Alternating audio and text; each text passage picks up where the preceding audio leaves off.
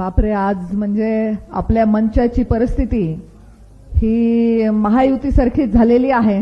सगळे तिन्ही पक्ष एकत्र आल्यामुळे जशी उमेदवारांची गर्दी झालेली आहे तसंच आपल्या मंचावरही आज सर्व कार्यकर्त्यांची गर्दी आहे. आज गणेश पार्क येथे गणपती मंदिरासमोर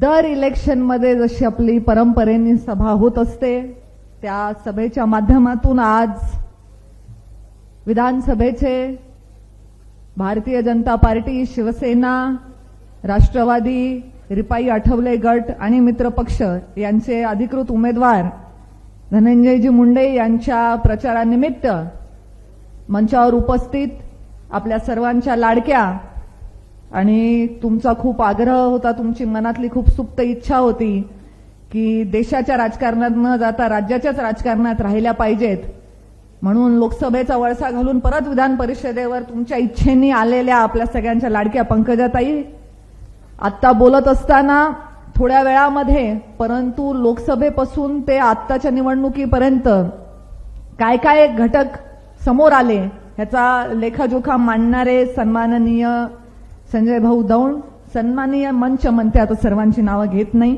उपस्थित भारतीय जनता पार्टी, राष्ट्रवादी, शिवसेना, रिपाई सर्व कार्यकर्ते, पदाधिकारी आणि नेहमीप्रमाणे या सभेची शोभा वाढवण्यासाठी इथे उपस्थित झालेले सर्व माझे युवा बांधव, वडीलधारे मंडळी आणि माझ्या माता भगिनींनो, सर्वांनी माझ्यापूर्वी बोलत असताना इथे सगळे मुद्दे मांडलेले आहेत, त्यामुळे वेगळं असं बोलण्यासारखं माझ्याकडे आज काही राहिलेलं नाहीये. फक्त एवढंच म्हणेल की मंचावर जेव्हा आम्ही आलो आणि एवढी गर्दी होती, पंकजाताईंसाठी खुर्ची मागवा असं सगळी चर्चा सुरू झाली आणि एक खुर्ची आली सुद्धा. जर पंकजाताईंना खुर्चीचा मोह असता तर स्वतःच्या पाठीमागे असणाऱ्या लाखो लोकांच्या आशीर्वादाचा फायदा घेऊन ताईंनी आजपर्यंत राजकीय जीवनात काही वेगळे निर्णय घेतले असते. पण ताईंच्या आयुष्यामध्ये एक आणि एकच मोह आहे, तो म्हणजे लोकांच्या सेवेचा, आणि त्याच मोहाला डोळ्यासमोर ठेवून पुन्हा आता ताई विधान परिषदेवर आपली सगळ्यांची सेवा करण्यासाठी इथे आलेले आहेत. विषय आता आहे तसे बोलण्यासारखे खूप की आपण काय कामं केली मागच्या 5 वर्षामध्ये, पुढच्या 5 वर्षांसाठी काय विजन आहे त्याच्याविषयी धनुभाई आपल्याला सांगतीलच, विस्तृत मार्गदर्शन करतील. पण मला तुम्हाला सांगायचंय की विकासाच्या मुद्द्याला डोळ्यासमोर ठेवूनच या निवडणुकीचा प्रचार आणि प्रसार झाला पाहिजे.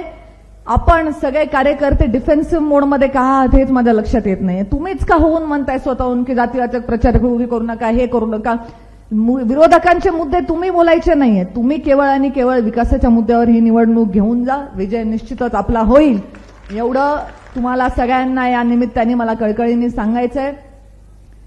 आपल्या धनुभाऊंचं मशीनवरती नाव 1 नंबरला आहे. आपण सर्वांनी 1 नंबरचं मतदान त्यांना उद्याच्या 20 तारखेला टाकायचंय. तसं नाव तर पंकजाताईंचं पण मशीनवर 1 नंबरला होतं आणि परळीनी अजूनही 7,000ची जर तरतूद केली असती तर निकाल असा लागला नसता. ही हळहळ आपल्या सगळ्यांच्या मनात आहे. त्यामुळे एकदा गेलेली वेळ परत येत नसते. हळहळ करण्याची वेळ आपल्यावर येऊ नये ही जबाबदारी मंचावर बसलेल्या लोकांची जेवढी आहे त्याहीपेक्षा जास्त आज इथे आम्हाला ऐकायला आलेल्या लोकांची जबाबदारी आहे की उद्याच्या वेळेला असं केलं असतं तर असं म्हणण्याची वेळ येऊ देऊ नका. 1 नंबरचं मतदान देऊन आपल्याला सर्वांना धनुभाऊंना विजयी करायचंय. वारंवार मी घड्याळाकडे बघतीये, वेळ बघणं गरजेचं आहे, कारण थोडं पटकन घड्याळाचं बटन दाबा हे म्हणायची आम्हाला सवय नसल्यामुळे मी घड्याळाकडे बघते म्हणजे घड्याळाला मत मागतीये असा समज तुमचा झाला असेल. आणि दुसरं म्हणजे मला वेळेत भाषण आटपतं पण घ्यायचंय. तसं तर लहान भाषणं करण्यामध्ये मी एक्सपर्ट आहे, म्हणजे मॅगी 2 मिनिटात बनते, त्याच्यापेक्षा छोटं भाषण मी करू शकते. वेळेची मर्यादा आणि पुढे आपले 2 प्रमुख वक्ते आपले नेते बोलणार आहेत हे या गोष्टीचं भान ठेवून मी पुन्हा एकदा आपल्या सर्वांना धनुभाऊंना प्रचंड मतांनी निवडून द्या अशी विनंती करते आणि इथेच थांबते. धन्यवाद. जय हिंद, जय महाराष्ट्र.